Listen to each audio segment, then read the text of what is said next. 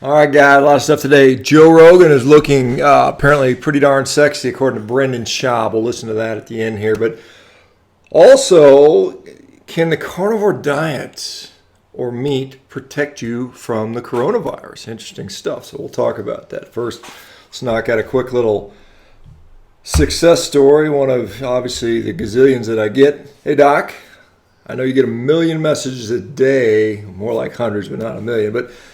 But I wanted to share some awesome stuff with you. I've been carnivore since the beginning of January now, and the beginning of February, I decided to see how I'd feel if I weaned myself off hormone replacement therapy. Menopause began at age 41 for me. Yay. I'm now completely off my HRT and feel awesome. Zero negative effects, hot flushes, brain fog, etc. I feel much more hormonally normal despite my cycle not returning. But the biggest change is that I haven't used my asthma inhalers I've depended upon for 43 years in over 2 weeks. Even while killing myself at boot camp, breathing freezing air while running, doing burpees, and all the other hellish things our trainer puts us through, my son's awful eczema has also disappeared. As have the terrible growing pains he gets in his feet and knees. We are all sleeping better, are calmer, more energetic, and generally happy. Thank you again for your book, podcast, and everything you do. Again, Carnivore Diet works, guys. Helps a lot of people. I know the people out there that are complaining, oh, it's bad, it's unhealthy. It's not, guys. It helps people. All right, a little training update. This is just a clip from the gym yesterday. First part is I'm walking around. I got 505 pounds loaded on the trap bar. Take a nice walk.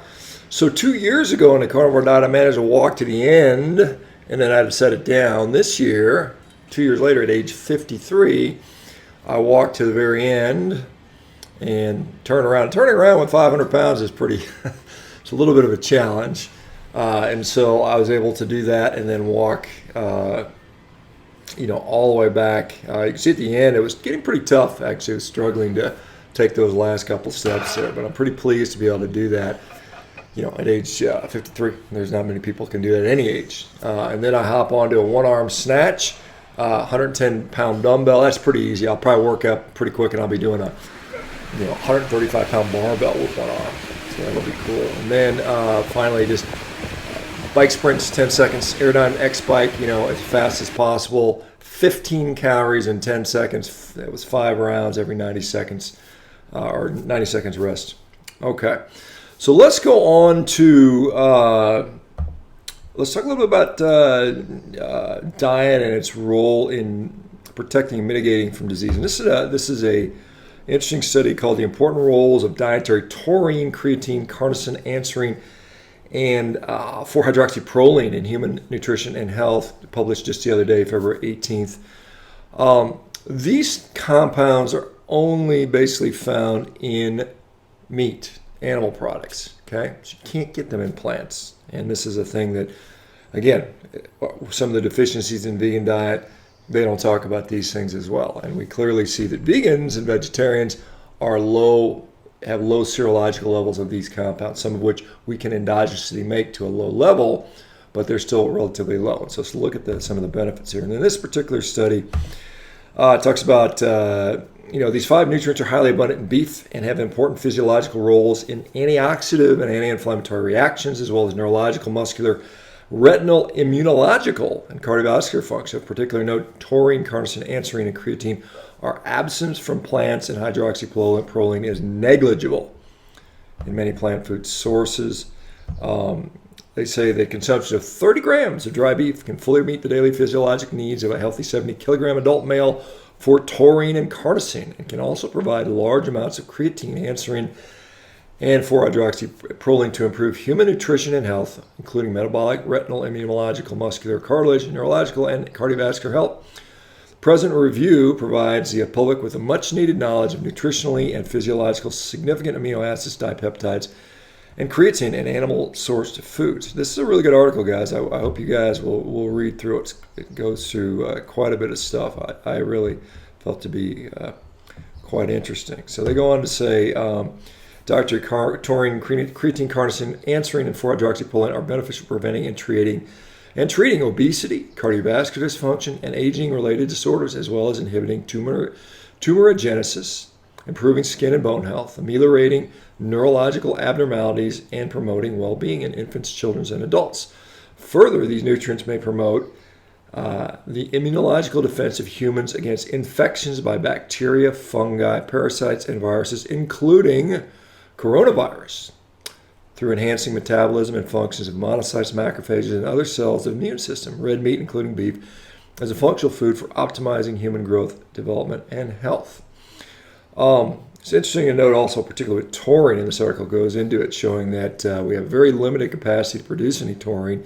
And in children and infants in particular, they generally are not able to make enough to meet their physiologic needs. And therefore, taurine from exogenous sources, i.e. animal products, in the diet of young children is likely very important and very essential. Again, something that a vegan diet does not address. And this isn't the only study that looks at that. So there's some other studies going back. It says a man has been a virulent influenza virus infected by oral formulation of non-hydrolyzed carnosine and isopeptide of carnosine attenuating pro-inflammatory cytokine-induced nitric oxide production. So basically, carnosine acts as a inhibitor of viral issues. This is another study. Carnosine markedly ameliorates the H9N2 swine influenza virus induced by acute lung injury. Another study looking at animal products that prevent or mitigate viral infections. Here's another study. It shows that L-carnosine modulates respiratory bursts and reactive oxygen species production in neutrophil biochemistry and function in a oral dosage form of non-hydrolyzed dipeptide L-carnosine complement anti-infective, anti-flu treatment, prevention, and self-care as an alternative to conventional vaccination. And here's another one. Carnosine exhibits significant antiviral activity against dengue and Zika virus. So we see that these compounds found in red meat appear to mitigate and prevent damage from viral infections. And so in addition, so the coronavirus is a virus derived from an animal, apparently maybe from bats or snakes or something like that. We've seen it from pigs, we've seen it from birds, we've seen it from rats. If we go back to the plague, I mean, there's all kinds of zoonotic infections that happen from time to time. Coronavirus is likely to reach pandemic level, which means it's going to be in the population for a while. So obviously, in addition to the usual precautions, wash your hands. Don't sneeze on people. Keep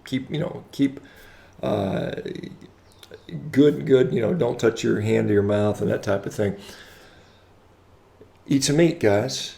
Build up your defenses. What happens is these viruses will attack and be fatal or provide significant morbidity in the weak, in the elderly, in the immunocompromised. Although it seems like it maybe looks like it doesn't affect children as bad in this particular case. But if you are, not particularly robust, i.e. if you're a skinny vegan, better eat some meat, put some bulk on, get strong. All right, elderly.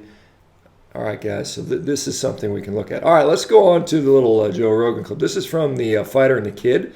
Brendan Schaub, who I just chatted with this morning, will be, I think, going on the Carnivore Diet. Here's his reaction seeing Joe Rogan being now 2 months on the diet. And what does he have to say? Let's listen in here, guys, and I'll be back to comment on that in a second. I'm ready to leave, right? Rogan pulls in. He's like, don't go anywhere. I was going to get my car. I'm like, what's up? He gets out, and this is hashtag all homo. He gets out of his car. He's on that Carnivore Diet. He had a fucking svelte, trimmed black shirt on. Yeah. He's on that Carnivore Diet, and he just had steak like dinner Spider-Man. with Harris.